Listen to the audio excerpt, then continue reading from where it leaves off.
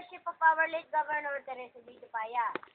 In 1932 naman po, 26th President of America visited the Calao Cave in year 1932. Hulaan niyo po kung sino yun. Bush. Tama. Tama. Ang galing niyo, ma'am. Clinton. President Theodore Roosevelt. Then in 1935, ma'am, the Calao Cave was proclaimed as a natural park. Ma'am, the Calao Cave consists of 7 chambers and 5 skylights. From first up to the last chamber, it is measuring 337.60 almost half of kilometer. So in every chamber, you can see a rock formation.